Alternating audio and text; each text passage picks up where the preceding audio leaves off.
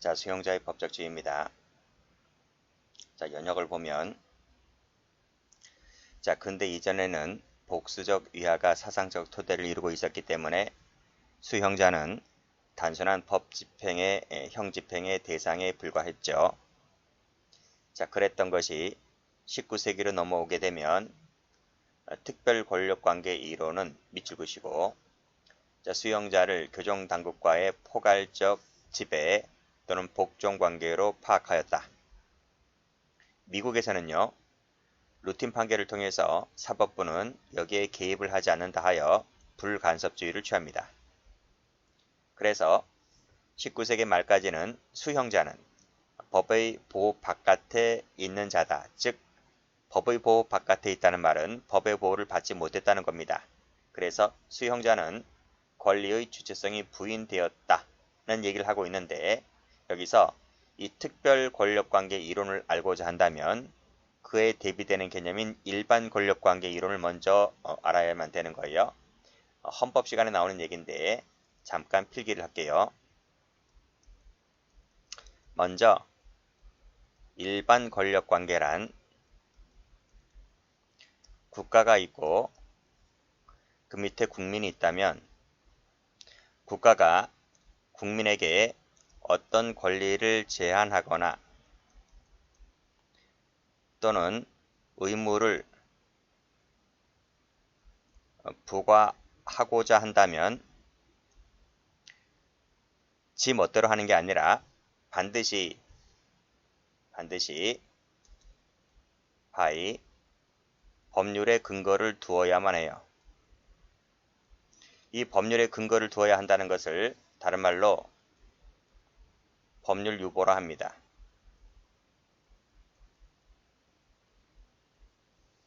근데요, 국가가 국민에게 이 법에 의해서 권리를 제한하거나 의무를 부과했다 하더라도 이때 이 국민이 만약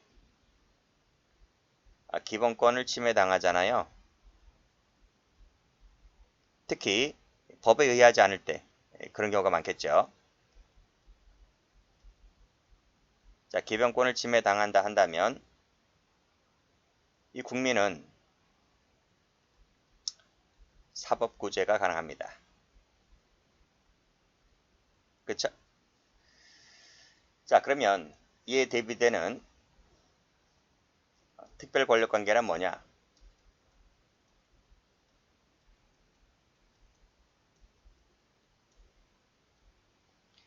자, 국가가 있고 그 밑에 누가 종사하죠? 공무원이 종사하잖아. 같은 공공기관이라든지 이런데 그 공공기관에는 공무원만 근무하는 것이 아니라 군인도 근무를 하고요. 경찰도 근무를 하고요. 뭐 소방도 마찬가지지. 뭐 수형자도 있잖아요. 수형자. 그쵸? 국립학교에 있잖아. 그쵸? 자, 그래서 이 국가가 이런 공공기관에 또는 공공시설에 있는 사람들을 대상으로 어떤 권리를 제한하거나 의무를 부과할 때는 땡땡 바이 법률에 의하지 않아도 된다는 거야. 이런 사람들에게 권리 제한 의무 부과할 때는 굳이 법률 필요 없다는 거야. 그 말은 법률 유보, 법의 근거를 두지 않아도 된다. 법률 유보 그딴 거 필요 없다는 거예요. 그쵸? 자, 따라서 이때 왼쪽과 똑같이 이 사람들도 기본권을 침해당하는 경우가 있잖아요. 그치? 법률에 의하지 않고 권리 제한 의무를 부과를 받기 때문에 당연히 기본권 침해가 있겠죠. 소지가 있겠죠. 침해를 당한다 손치더라도 이건 어디 가서 하소연 못합니다. 사법구제가 불가능하다 이런 말이죠. 이런 관계를 특별 권력관계다 이렇게 얘기를 하는 것이고, 국민이 침해를 받으면 일반 권력관계다 이렇게 얘기를 하는 겁니다. 그런데 올라가 보면 19세기 때 그쵸? 이 제소자 국가와 재소자의 관계에서는 이 특별 권력 관계 이론이 지배하고 있었기 때문에 따라서 수용자는 법의 보호 바깥에 있는 자로 인식되었다. 이렇게 표현을 하는 겁니다. 자, 그 당시 때는 이것이 만연했습니다. 자, 그랬었는데 20세기로 들어오니 1911년이죠. 독일의 프로이덴탈은 이 사람 밑줄. 이 사람은 법률과 판결은 행형에 있어서도 마그나 카르타다 라고 선언하였고, 그 말은 뭐예요? 수용자도 법률에 의해서만 권리 제한이 가능하다, 이런 얘기입니다. 즉 수용자에게도 밑에 법률 유보가 필요하다는 거야. 그렇죠? 자, 그런데 워낙 이때는 이 특별 권력 관계 이론이 완전히 지배하고 있었기 때문에 당시 이 사람의 말은 커다란 반향을 일으키지 못했습니다. 그래서 그때뿐이었다는 거죠. 주장하는 부분이 사그라진 거예요. 그래서 썼다가 2차 세계대전이 끝난 이후에 전 세계에서 특히 미국이라든지 이런 나라를 중심으로 수용자 권리 구제를 위한 권리 신장 운동이 이제 곳곳에서 일어나게 되죠. 그랬었던 것이 이제 1948년도 유엔에서 세계 인권 선언을 채택하게 되고, 여기에 이제 인간 권리, 이 인간 속에는 이런 재소자도 포함된다, 이런 얘기들입니다. 그래서 1960년대 이후부터는 이게 깨집니다. 이 특별 권력 관계 이론이. 그건 잠시 있다 다음 페이지에서 보도록 하고요. 자, 밑에 기출 갑니다. 독일의 프로이덴탈은 수용자 권리 의무는 행정규칙으로 규제할 수는 없으며 반드시 법률이라든지 법규 명령에 의하여 한다는 행정 법치주의를 주장하였다. 주장은 했습니다. 맞는 말이고 프로이덴탈이 그렇게 얘기를 했죠. 다음 페이지. 방금 특별 권력 관계 이론 봤죠? 포괄적 지배 복종 관계다. 법률 유보 원칙이 배제가 된다. 그래서 수용자의 기본권 제한은 법률의 근거가 없이도 가능했고요. 따라서 사법심사, 즉 기본권이 침해당한다 할지라도 사법심사 대상에서 빠집니다. 그것이 특별 권력 관계 이론이었었는데 이것이 깨지죠. 그쵸? 깨집니다. 언제부터? 1972년도에 깨집니다. 당시에는 독일이 통일이 안 되었기 때문에 서독과 동독으로 나눠져 있었죠. 그때 이제 서독 연방헌법재판소, 대법원이라고 생각하시면 됩니다. 이 대법원의 결정에 따라서 이 이론이 깨집니다. 그래서 특별 권력 관계에 있어서도 법률 유보가 적용된다. 그래서 이 수용자의 기본권 행사 제한은 오로지 법률 근거에 의해서만 가능하다는 이 법원 판결이 이제 처음으로 나오게 되죠. 미국도 마찬가지였습니다. 미국도 60년대 이후에 들어오면서부터 수용자의 연방시민법에 의한 보호를 받을 권리를 인정하였고, 핸존 닥트린이라고 해서 이제는 불간섭주의가 아니라 법원도 개입을 하겠다, 이런 말입니다. 그래서 이 법률 유보로 인해서 법률 유보가 적용되다 보니 기본권 만약에 침해를 당했을 때는 법적인 사법적 구제를 가능하다. 우리가 개입을 하기 시작했으니까. 그래서 간섭의 시대로 접어들었다, 이렇게 표현하는 거예요. 기출 갑니다. 특별 권력 관계 이론은 수용자 권리 구제에 긍정적이 아니죠. 틀렸습니다. 서독의 연방정부재판소는 수용자의 관계를 일반 권력 관계로 파악하였고, 그쵸? 법률 유보 배제 원칙을 적용하였다. 법률 유보 배제가 아니라 법률 유보입니다. 배제 탈락. 실질적 법치주의에 따르면 행형 법치주의란 단지 행형에 관한 사항을 법률로 정하는 데 그치지 아니하고 절차, 그 내용이죠. 내용의 적정도 포함된다고 설명하고 있다. 그게 실질적입니다. 실질은 형식만 따지는 게 아니라 그 내용, 즉 절차의 적정도 따지죠. 맞는 얘기입니다. 자, 수용자의 기본권은 절대적이 있고 상대적이 있는데 이건 시험 안 나와요. 우리 헌법 시간에 가면 절대적 기본권, 상대적 기본권 이런 것들을 배우는데 여기서는 뭐 거의 눈팅으로만 넘기시면 됩니다. 자, 다음 페이지 가죠. 자, 수용자의 권리 구제 제도. 자, 개관을 봅니다. 이쪽도 시험 나온 적이 있어요. 보셔야 돼요. 자, 교정당국의 위법 또는 부당한 행정처분에 의해서 수용자 권리가 침해됐을 때 이를 구제하기 위한 불복 절차를 말합니다. 종류에는 사법적이 있고요. 그리고 비사법적이라는 것이 있는데 사법적 권리 구제는 뭐예요? 그쵸? 소송을 한다는 거예요. 반면에 비사법적이란 소송이 안 돼요. 소송이 아닌 것을 말합니다. 그럼 먼저 소송. 자, 소송은 자, 민사 소송, 형사 소송이 있고요. 행정 소송이 있어요.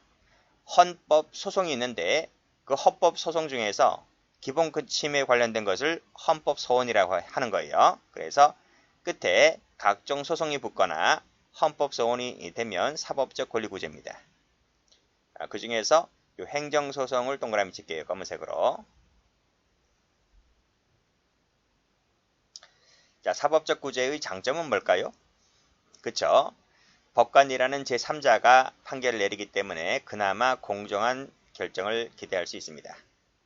사법부다 보니 기판력이 있는 거죠. 기속력이 있는 부분이다 보니 전국적이고 실효성이 있는 구제수단이라고 볼 수가 있겠죠. 법률 전문가의 조력을 받을 수가 있어서 그나마 효과적인 구제 절차라고 볼 수 있습니다. 소송을 걸면요. 돈도 많이 들고요. 시간도 많이 걸려요. 그 점은 단점이겠죠. 시간이 많이 걸리다 보니 적시 효과가 없습니다. 적시에 구제를 받기가 어렵죠. 그리고 돈이 많이 들다 보니 자력으로도 한계가 있죠. 많죠. 아주 많은 거예요. 또 소송을 걸면요. 이 교도소 측하고 사이가 나빠집니다. 그쵸? 우리 친구들끼리라도 생각을 해봐요. 친구가 친구를 상대로 소송을 건다고 했을 때 사이가 좋아지겠나요? 친인척 관계도 마찬가지고. 그래서 감정의 골이 깊어진다.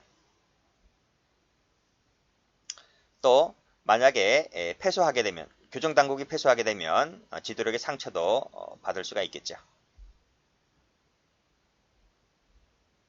자, 비사법적 권리 구제를 갑니다. 이제 앞으로 이것을 중심으로 볼 텐데요. 순회 점검. 그 다음에 내용은 잠시 이따 볼 겁니다. 소장 면담을 통해서 권리 구제를 구할 수도 있는 것이고 청원도 있죠. 그리고 왼쪽에 행정소송이 있는데 행정심판이라는 게 있습니다. 이것은 소송을 통해서 하는 것이 아니기 때문에 이것은 비사법적 권리 구제에 들어갑니다. 국가인권위원회에 진정을 넣는 방법도 있어요.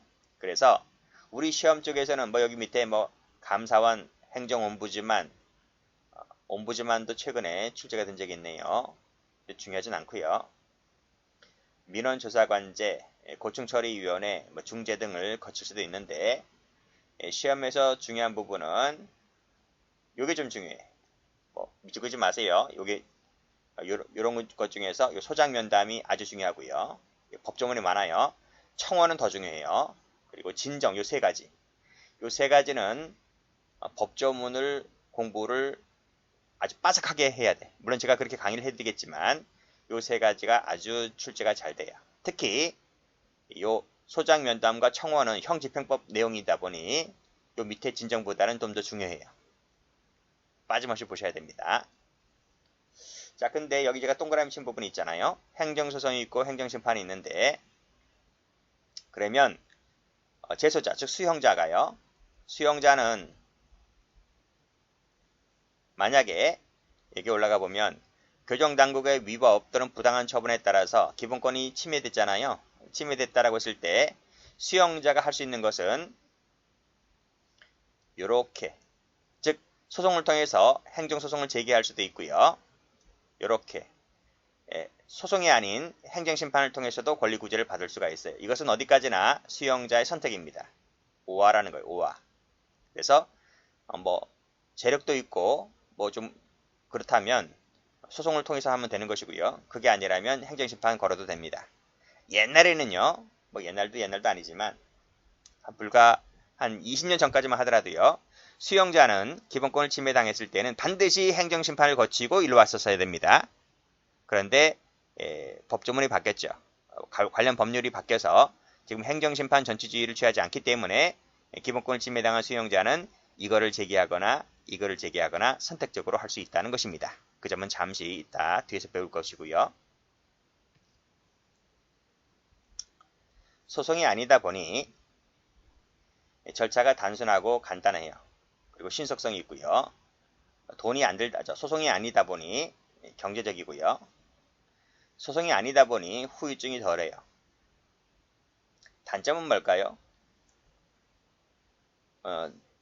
재판을 거는 것이 아니다 보니 여기 보시면 소장 면담, 청원, 뭐 순회 점검 가만히 보면 다 한패들입니다. 교도관들과 다 한패들이야. 그치? 그래서 구제기관이 그 교도관, 나의 기본권을 침해한 그 교도관과 한통속이다 보니 즉 내부기관이라는 겁니다. 그래서 공정성이 약간 떨어집니다. 왼쪽보다는. 그쵸? 또 한패다 보니 형평성에 위배될 소지도 있고요. 그리고 교정당국에서는 그치? 이것을 뭐 뉴스거리로 만들면 골치 아프니까요. 타협의 산물로 타협하자 소송하지 말고 외부에 알리지 말고 넌 앞으로 너한테 잘해줄게 이렇게 타협의 산물로 어떤 이익을 준다는 거지. 그쵸? 이익을 주기 때문에 뭐 방배체라든지 뭐 등등 뭐 접견 시간을 오래 해준다든지 운동 시간을 오래 해준다든지 그러한 처우의 이익상을 줄 수 있거든요. 그러면 누구는 잘해주고 누구는 잘 FM대로 하고 형평성이 위배되는 거잖아요. 그렇기 때문에 이러한 단점도 있다는 겁니다. 법률 전문가의 조력을 받기 어렵기 때문에 역시 위에서 설명한 대로 효과적인 구제 절차 진행에는 한계가 있을 수밖에 없는 거죠. 그리고 판결이 아니다 보니 법적 기속력이 미약합니다. 이러한 단점들도 있더라. 이렇게 장단점도 봐두셔야 돼요. 기출갑니다. 비사법적은 사법적 방법에 비해서 많은 시간과 비용이 든다. 앞뒤 봤겠죠? 사법적이 더 많이 듭니다. 전문가의 조언을 받아야 하는 등의 사정 때문에 수용자가 손쉽게 이용하기 곤란하다는 것은 사법적 얘기를 하고 있는 겁니다. 자, 그러면 사법적 권리 구제 제도를 좀 볼게요. 먼저 행정소송입니다. 제가 말씀드린 대로 요 행정소송법에서 요 1항을 체크 한번 해볼게요. 여기 보면 행정심판을 제기할 수 있는 경우에도 즉 행정심판을 거치지 않고서도 제기할 수 있다. 뭐를? 소송을. 이 말은 여기 나와 있죠. 2번. 행정심판을 제기하지 아니하고 직접 소송을 제기할 수도 있는 것이다. 그래서 우리 행정소송법은 적으세요.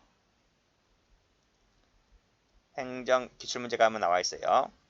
심판을 반드시 거쳐야 한다라는 전치주의를 취하고 있지를 않습니다. 채택하고 있다 하면 틀려요. 자, 그거 하나만 봤으면 됐고요. 나머지는 눈팅하시면 됩니다. 민형사 제기할 수 있다 됐고 헌법소원 제기할 수 있다고 했는데 읽어볼게요. 공권력의 행사, 불행사로 인해서 기본권을 침해받은 자는 법원의 재판은 빼고 헌법재판소의 헌법소원을 심판할 수 있다 그랬습니다. 왜 법원은 재판을 뺄까요? 더 읽어보죠. 끊고 다른 법률의 구제 절차가 있을 때에는 그 절차를 모두 거친 다음에 제기해라. 이것을 최우수단성 이퀄 보충성이라고 하는 거예요. 여기서 법원의 재판 빼라 했잖아요. 왜요? 우리나라의 헌법재판소가 한 개밖에 없어요. 종로에 헌법재판소 건물 딱 하나 있어요. 근데 법원은요. 전국 각지에 다 있잖아요. 그쵸? 전국 각지에 다 있습니다.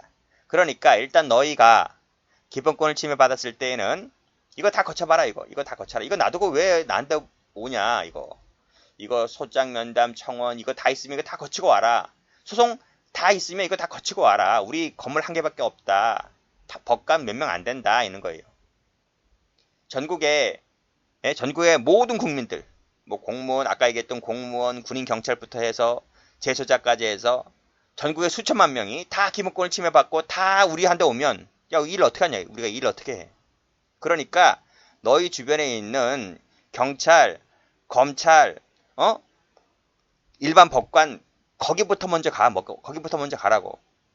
아니면 거기 아까 얘기했던 그 일선 공무원들 있잖아. 뭐 행정심판도 있고 그런 거 먼저 구제 신청을 한번 해봐. 그래도 법원 일반 재판을 거쳤음에도 그래도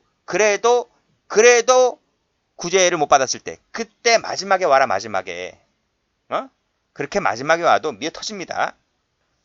그래서 일단은 우리한테 먼저 오지 말고 우리는 또 법 해석 기관이다 보니 약간의 성질은 달리하지만 우리는 가장 막차 탈 때 와라. 막차 탈 때 처음부터 오지 말고 그 얘기를 하고 있는 겁니다. 자, 기출문제 가보죠.